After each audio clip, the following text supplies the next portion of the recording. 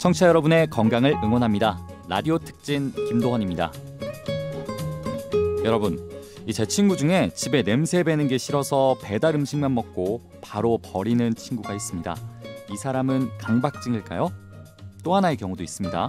혼자 사는 남자 A님은 매일 대청소를 합니다. 집에 아무도 들이지 않아요. 그래서 그 집에 가본 사람이 없어요. 또 차도 4년을 탔는데 새 차처럼 깨끗합니다. 타조 깃털 먼지떨이와 언제나 함께한다고 해요. A님은 연예인은 아닙니다. 글을 쓰는 사람인데요. 한 번 앉으면 4시간 넘게 집중력을 발휘해 글을 쓴다고 합니다. 시작하면 끝을 본다고 하는데 어떻습니까? 이런 사람 강박증일까요? 네, 라디오 특진 오늘은 강박증에 대해서 이야기 나눠볼게요. 한의사 김희준 원장님과 함께하겠습니다. 원장님 안녕하세요. 네, 안녕하세요. 전 처음에 읽어보고 연예인 서장훈 씨 예. 생각이 딱 났어요. 일단 답부터 들어보겠습니다. 어떻습니까? 우리 A님의 경우는 강박증이라고 봐야 할까요? 네, A님의 깔끔은 병이 아닙니다. 강박증이 아니라는 거죠. 아니군요. 네, A님이 병이려면 두 가지가 더 있어야 합니다. 하나는 청소를 잘못이라고 생각하는 것입니다. 그렇게까지 안 해도 되는데 너무 청소한다고 스스로를 탓해야 합니다. 그러면서도 불안해서 또 청소하고 또 청소하는 것입니다.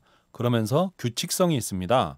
청소 순서가 명확히 있습니다. 예를 들면 화장실 청소하고 손 씻고, 주방 청소하고 손 씻고, 또 방 청소하고 손 씻고. 손을 왜 이렇게 자주 씻어요? 강박증이니까요. 네. 그렇게 하다가 순서가 안 맞으면 처음부터 다시 시작합니다. 일종의 의식을 치르는 것입니다.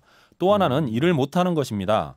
청소 걱정에 불안해서 글을 못 쓸 지경에 이르러야 병이라고 합니다. 그래서 A님처럼 직업 수행에 똑 부러지는 경우는 병이 아닙니다. 강박증에도 나름 규칙이 있네요. 네네. 학교 다닐 때 보면은 좀 유난히 깔끔 떠는 친구들이 있었던 것 같은데 강박증은 생활 습관에서 좀 비롯된 경우가 많지 않나요?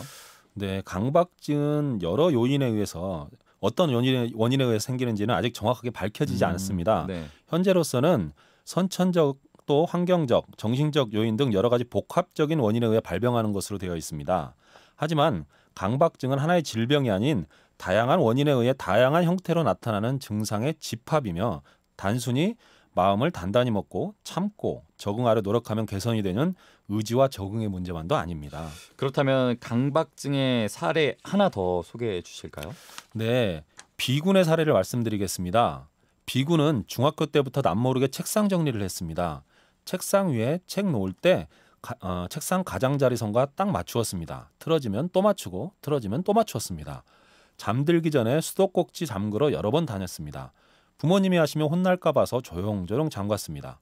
문제집을 풀면서는 완벽하지 못한 것 같아서 그 페이지를 또 풀고 또 풀었습니다. 결국 그 페이지만 여러 번 하다 끝나는 날이 많아졌습니다. 좋았던 성적이 떨어졌습니다.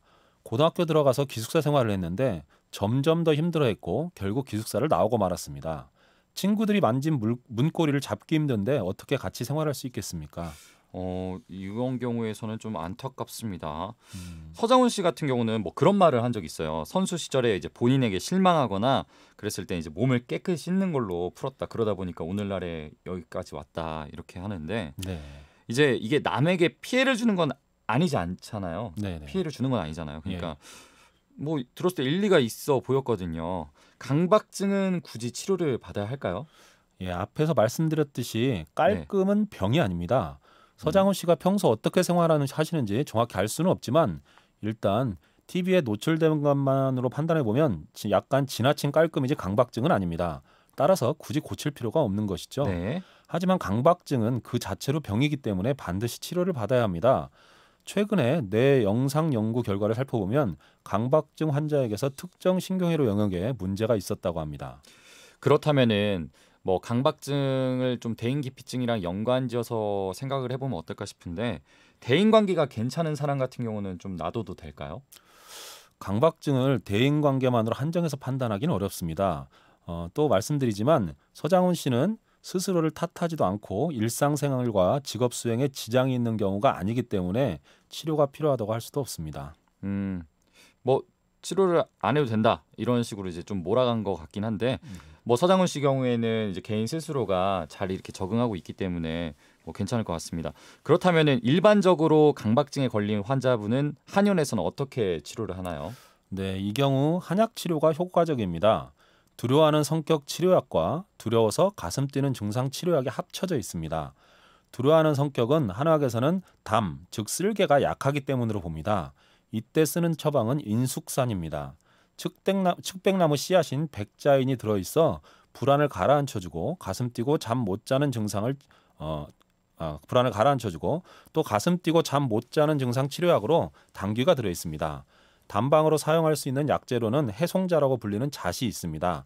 잣만 먹게 하는 것도 좋은 방법입니다. 잣 같은 경우는 우리 일상 속에서 쉽게 구할 수 있잖아요. 네네.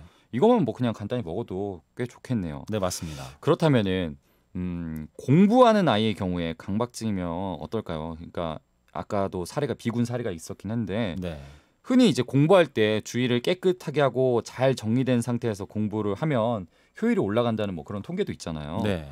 이런 점에서 봤을 때는 가벼운 강박증이면 잠시만 좀 방치도 될 것 같은데 네. 어떻습니까?